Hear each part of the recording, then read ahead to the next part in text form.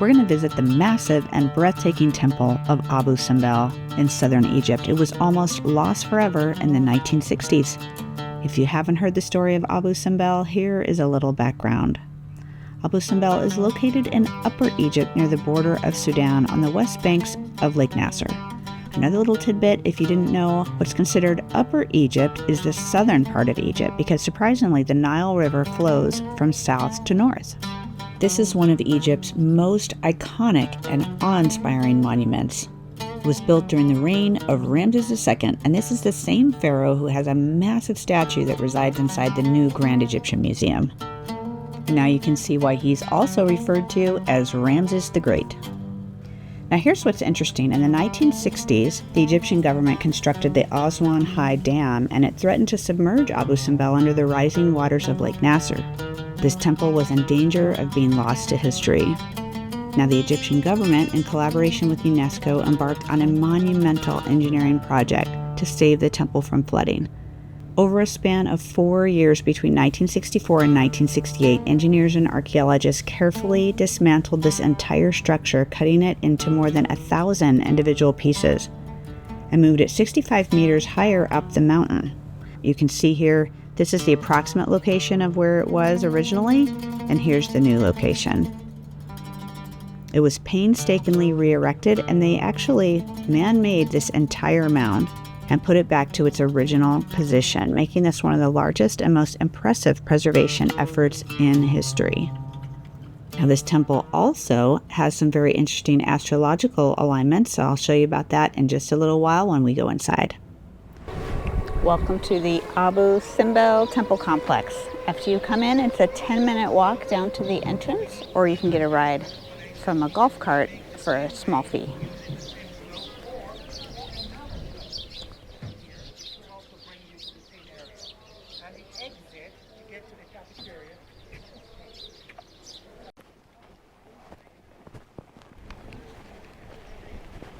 They just told us the advantage of being here on a cruise on Lake Nasser is that you get to visit this temple when it's not very busy.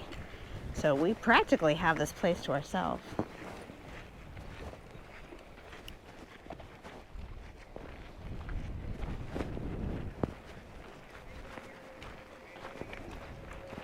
And there are two. This temple here, and there's another one over there.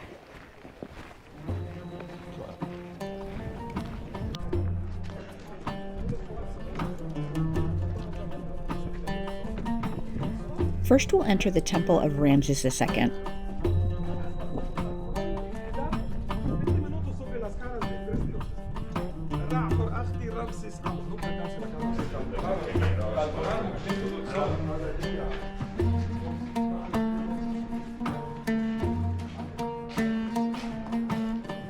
This first hall contains 8 massive statues of Ramses as Osiris, the god of the afterlife.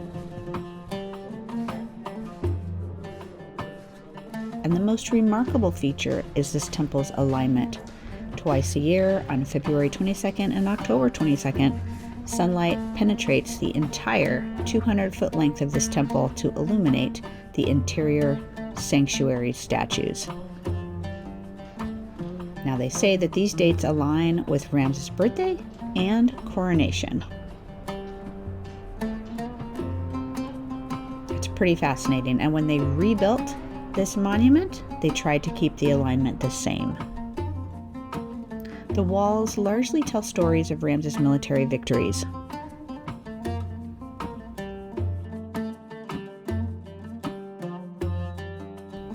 Deeper inside, you'll find these secondary rooms that were used for religious and ceremonial functions.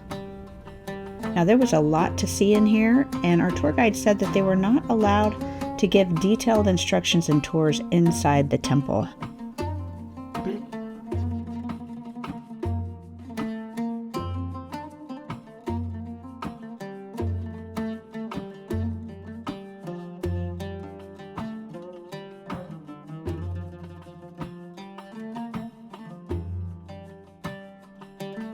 And while these guys were dusting to keep it clean, they did kick up a lot of dust, so it was kind of hard to breathe in there, extremely stuffy and hot, so just keep that in mind.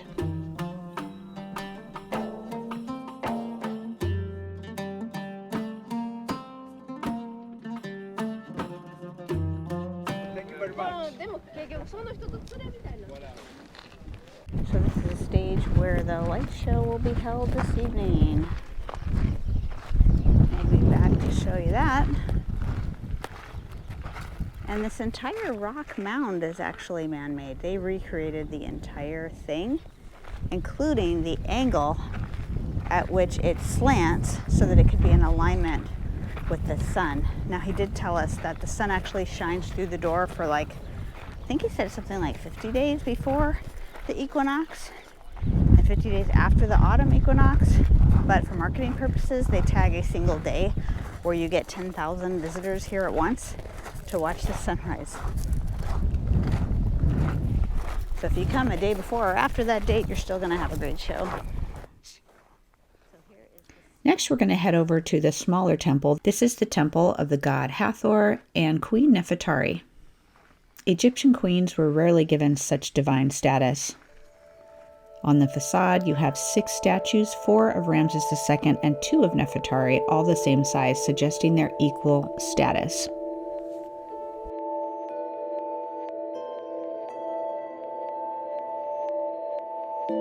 Walking into the temple, the first chamber shows us 6 pillars adorned with the goddess face with cow's ears. And the pillars are decorated with scenes of Nefertari and Ramses II making offerings to various deities.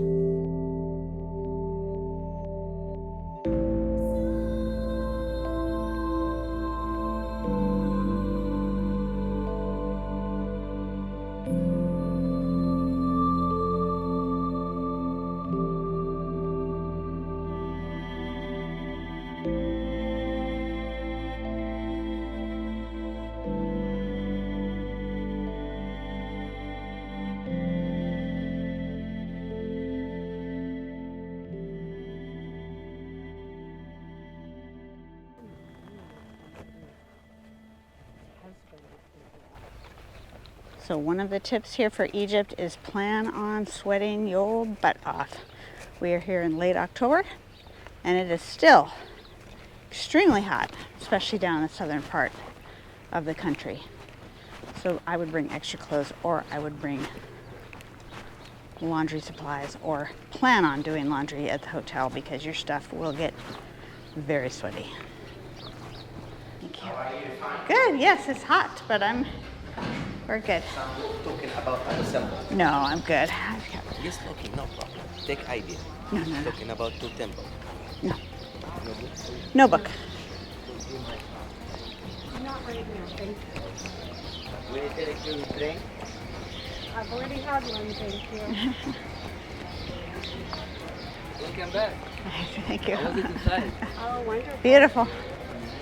As we leave the temple area, there is a place to eat here with some shade, and there are several vendors selling their goods. Now, as our tour guide says, pretty much every temple here in Egypt, they will lead you through a shopping arcade on your way out. And the vendors are very persistent, especially if you show just a little bit of interest. What time is it anyway? Thank you. I have 10 minutes. Thank you. Thank you. We'll leave you alone here. Thank you. Thank you. Thank you. They're very hustle here for my Nubian staff. Thank Take you. your time alone. No.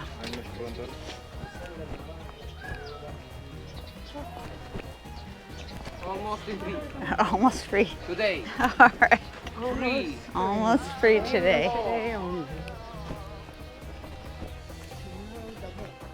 Yeah. Now next week, I'll be taking you along on our cruise on Lake Nasser and show you more beautiful Nubian temples. So if you're interested in our continued journey in Egypt, be sure and subscribe.